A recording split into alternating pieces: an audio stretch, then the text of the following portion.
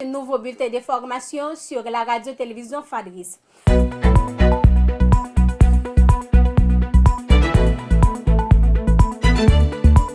Un avion s'est écrasé hier jeudi 3 octobre 2024 à Mizerne, une localité de la région des Cayens du département du Sud, causant la mort de 2 personnes. Selon des informations recueillies, les victimes sont les 2 pilotes qui menaient cet appareil.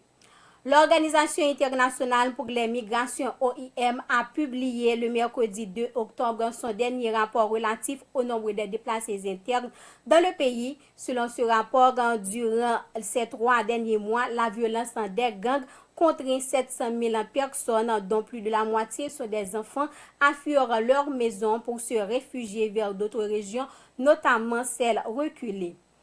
Les bandits armés du gang Savien ont envahi hier jeudi 3 octobre la localité de Pont-Sondé. Selon des sources concordantes, ils ont recensé plusieurs personnes tuées et blessées. Certaines des victimes ont été transportées d'urgence à l'hôpital de Saint-Nicolas. Pour l'heure, la localité du Pont-Sondé est sous l'emprise de ces bandits armés.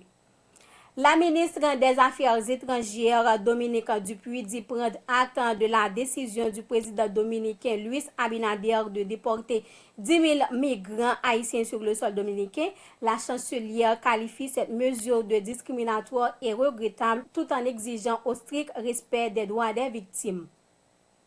Le candidat démocrate à la présidence américaine Donald Trump menace d'expulser tous les Haïtiens ayant bénéficié du programme TPS au cas où il a remporté les élections.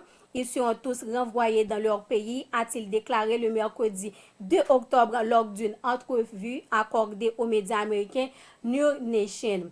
À l'échelle internationale, au Sénégal, les convocations de personnalités politiques et de chroniqueurs critiques des nouvelles autorités se multiplient ces derniers jours. Depuis le 30 septembre, 2 journalistes ont été placés en garde à vue pour diffusion de fausses nouvelles.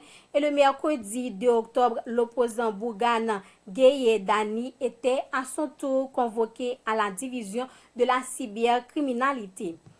La situation des droits humains au Burkina Faso est très inquiétante, affirme Drissa Traoré, secrétaire général de la Fédération internationale pour les droits humains, FIDH. 2 ans après le coup d'État Ibrahim Traoré, l'organisation dresse un sombre tableau des libertés bafouées dans le pays.